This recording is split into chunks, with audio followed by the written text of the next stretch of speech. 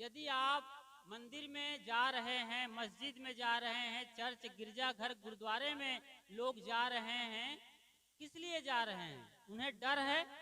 यदि आने वाले एक हफ्ते के लिए पूरी तरीके से डर को, दुख को, पीड़ा को खत्म कर दिया जाए तो कोई भी बंदा मंदिर, मस्जिद, चर्च, गिरजाघर, गुरुद्वारा जाने वाला नहीं है।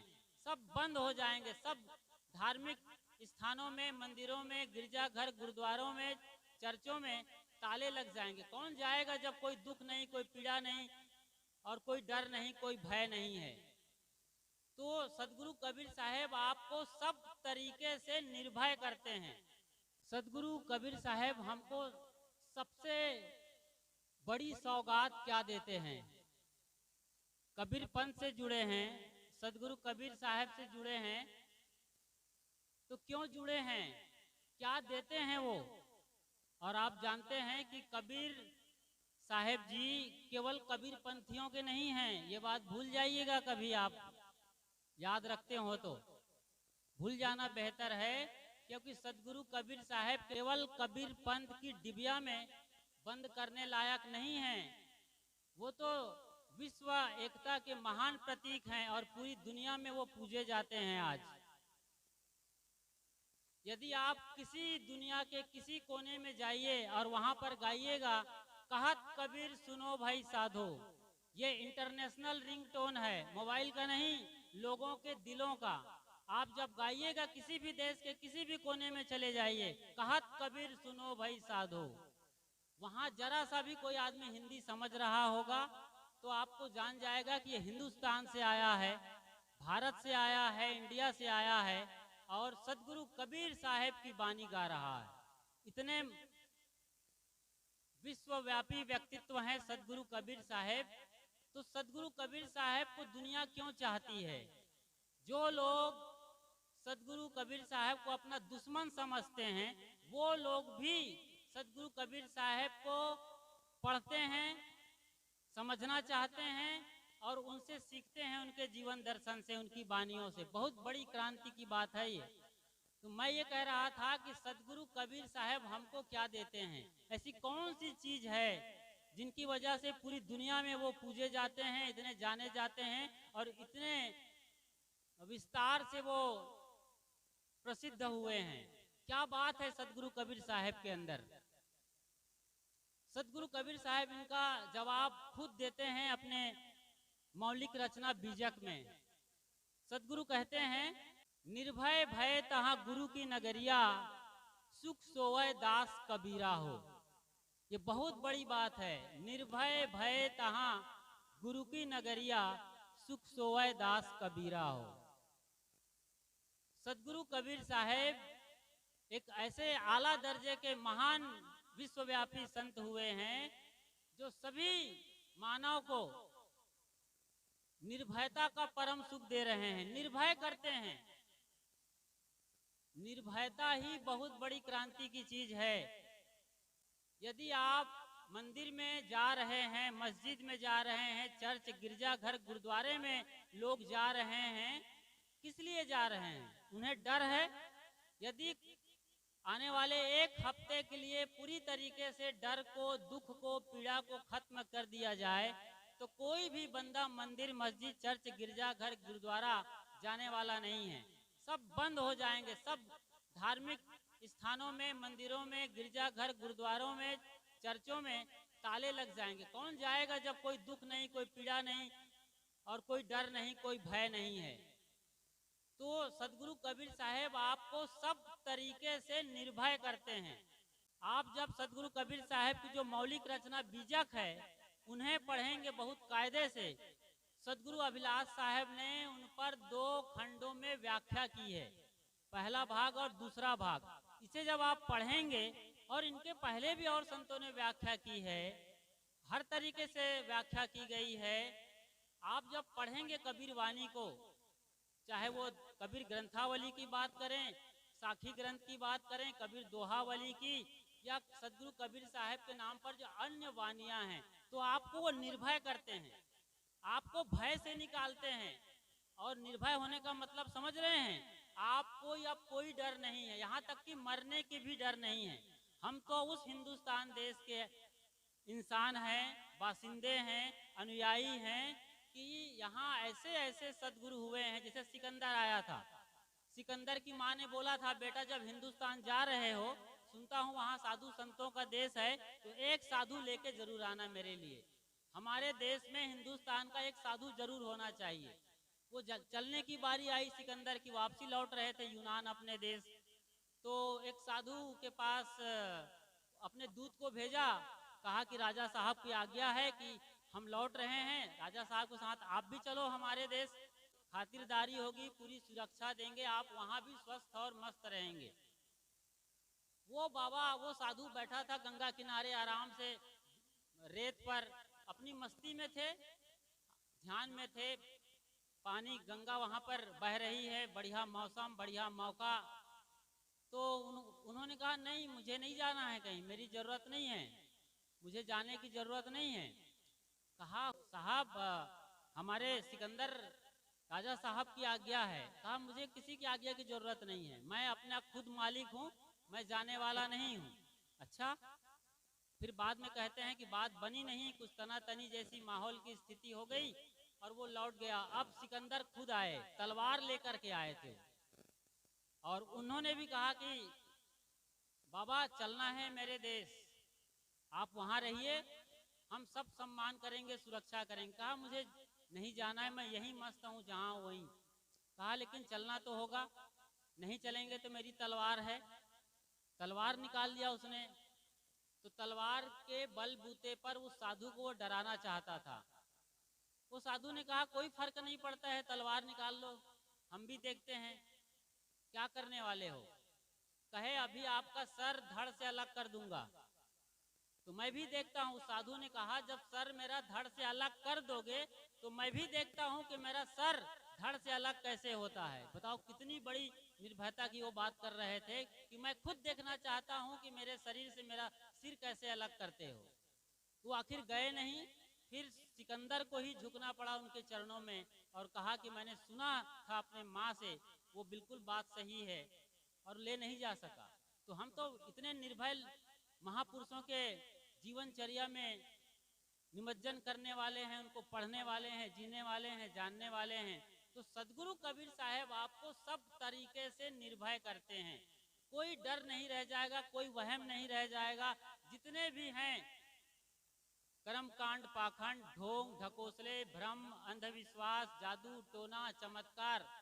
अभी तो क्या होता है, आप एक नई बिल्डिंग बनाते हैं और आर्किटेक्चर ने कहीं पर डिजाइन नहीं किया है आपके बिल्डिंग के जो वहां पर ग्राफिक्स बनाए हैं उसके अंदर, कि बिल्डिंग बनने के बाद आपके बिल्डिंग के ऊपर में काली हांडी बांधी जाएगी। कहीं कोई ग्राफिक्स नहीं है, कोई सूचना नहीं है, कहीं पर उसने लिखा नहीं है, लेकिन आप बिल्डिंग बनाते हैं और उसके ऊपर एक काली हांडी बांधते हैं। बच्चा अभी बड़ा हो रहा है, ज्यादा दूध पिला रहे हो, गलती आपकी है। बच्चा को लिमिट से दूध पिलाना चाहिए, आपको समझ नहीं है, आप दूध पिलाए जा रहे हैं, उसकी टंकी फुल हो गई फिर भी दूध पिला रहे हैं, बच्चा उल्टी करने लगा है, दस्त होने लगा है, तो आप क्या करते हैं, गांव के जो बैगा ओझा सोखा है उसके पास जाते हो और ताबीज बंधवा लेते हो सकता है आप में से ऐसे कोई ना करता हो, लेकिन आम तौर पर गांव में ये सिलसिला है। मतलब कितना डर है, अपनी गलती को नहीं देख रहा है। ऐसी कितनी सारी चीजें हैं कि हम पद पद पे डर रहे हैं, पग पग पे डर रहे हैं, भय के शिकार हैं, अपने पे भरोसा नहीं है, और काला धागा पे भरोसा है, काली हांडी पे भरोसा है। इतना बढ़िया लोहा सरिया सीमेंट से हमने घर और बिल्डिंग बनाया है, और काली हांडी पर भरोसा कर लिया हमने। हम भूल गए, अपनी औकात भूल गए हम कि हम कौन हैं, हम बनाने वाले हैं, बनवाने वाले हैं, लाखों रुपए खर्च किए हैं, और 10-25 रुपए की काली हांडी पर हमारा भरोसा जा रहा है। ये कब टूटेगा ये सिलसिला?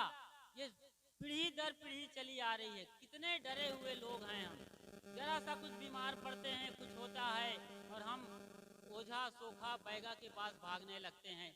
हमें देखना होगा रुक करके कि हम बीमार क्यों हुए हैं, ये तकलीफ क्यों आई है। कहते हैं किसी ने जादू कर दिया है, किसी ने टोना मार दिया है, बरकत नहीं हो रही है घर के अंदर, वहीं के वहीं अटके हैं, और उल्टा तमाम बीमारी और हानि ये सब कुछ हमारे घर में चल रहा है। इसके चलते लोग मन्नत मांगते जाते हैं। अभी कोरोना में देखा आपने, कोरोना के दौरान जबकि कहा जाता है कि हर मत मजहब परंपरा के अपने एक सुप्रीम गॉड हैं, भगवान हैं, लॉर्ड हैं, खुदा है, अल्लाह है, ईश्वर है, भगवान है, परमेश्वर और परमात्मा है। कोरोना में आपने देखा है, आंख खोल के सुनना चाहिए लाइन पर। कोरोना के दौरान किसी मंदिर से, मस्जिद से, चर्च से, गिरजाघर, गुरुद्वारा से कोई मुल्ला मौलवी नहीं आया बाहर, कोई पोप पादरी बाहर नहीं आया, कोई पंडे पुरोहित बाहर नहीं आया जो ये कहता हो कि हमारे मंदिर से, मस्जिद से, चर्च से, गिरजाघर, गुरुद्वारे से आज ये पानी पिलाएंगे। जमजम का वाटर बोलते हैं मुसलमान, उसी को होली वाटर बोलते हैं ईसाईयत परंपरा में। गंगा जल पवित्र जल बोला जाता है हमारे हिंदू धर्म के अंतर्गत। लेकिन किसी ने नहीं बोला कि हम गंगा का पानी पिलाएंगे, होली वाटर पिलाएंगे, जमजम का पानी पिलाएंगे। और कम से कम अरे जमजम का पानी पिला के मुसलमानों को तो बचा लेते अल्लाह मियाँ। लेकिन वहाँ उनके मक्का और मदीने में ऐसा कोई ऐलान जारी नहीं हुआ, कुछ नहीं। ऐसे ही जो वेटिकन सिटी है इटली के अंदर, उसकी राजधानी रोम है, और रोम शहर के अंदर एक प्रभुता संपन्न राष्ट्र है जिसको वेटिकन सिटी कहते हैं। वहाँ पर ईसाइयों का सबसे बड़ा हेडक्वार्टर है, सबसे बड़ा धार्मिक अड्डा है। वहाँ से भी कोई सूचना जारी नहीं हुई सबसे बड़े पोप के जरिए कि हम होली वाटर पिलाएंगे और ईसाइयों को बचाएंगे। कम से कम ईसाइयों को बचा लिए होते। कोरोना में पूरी दुनिया में सबसे ज़्यादा ईसाई मारे गए, क्योंकि ईसाई पूरी दुनिया में सबसे ज़्यादा फैले हुए हैं, बिखरे हुए हैं हर देश में। ऐसा कुछ नहीं हुआ। ऐसे ही मक्का मदीना में कुछ नहीं हुआ, ना हमारे ऋषिकेश, हरिद्वार और तिरुपति बालाजी, सिद्धि विनायक के मंदिर से कोई सूचना नहीं आई, ना ही कन्याकुमारी से, ना ही वैष्णव देवी से, ना ही कोलकाता की काली माई से, ना ही मुंबईया देवी मुंबई वाली से। कुछ नहीं हुआ, सब बैठे रहे। सारे भगवान ताले के अंदर बंद कर दिए गए। पंडे, पुजारी, मुल्ला, मौलवी, पोप, पादरी दुम दबा करके अपने घर में बिल में घुस गए।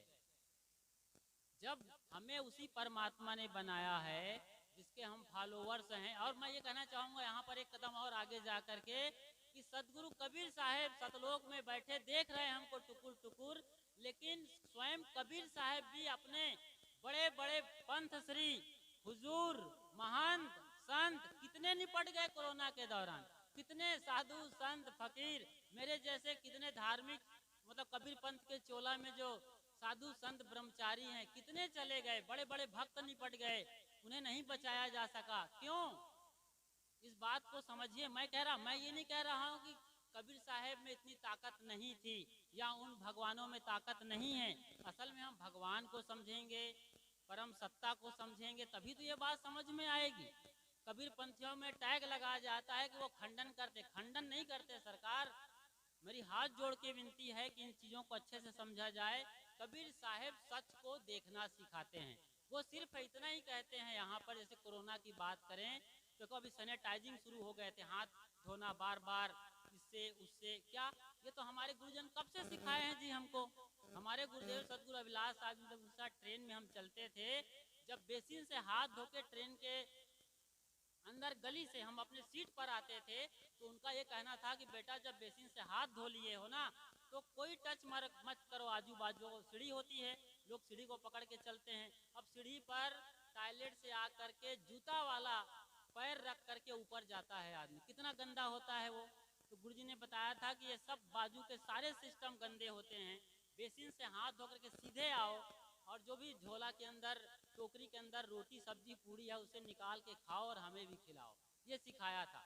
तो मैं इतना ही ये कहना चाह रहा हूँ यहाँ पर ये बताते हुए कि सदगुरु कबीर साहेब आपको परम निर्भय करते हैं। इस निर्भयता में आपको जीना है। जब आप सदगुरु को अच्छी तरीके से समझेंगे, पढ़ेंगे तो आपके अंदर निर्भयता आएगी और आपका जीवन दिव्य होगा। फिर डर, भय, चिंता सब खत्म हो जाएगा। फिर ऐसा जीवन जिएंगे जिसके लिए आपको ये जीवन मिला हुआ है। तो निर्भय भय तहाँ गुरु की नगरिया, सुख सोए दास कबीरा हो। आप सब कबीरा हैं, कबीर के मानने वाले हैं। सुख से सोएं, शांति से सोएं, आपका जीवन आनंद मंगल हो। इन्हीं शुभकामनाओं के साथ यहाँ पर विराजमान पूज्य गुरु जनों के चरणों में वंदन करते हुए अपनी वाणी को यहीं पर विराम दे रहा हूँ। बोलिए श्री सद्गुरु कबीर साहेब की साहेब बंदगी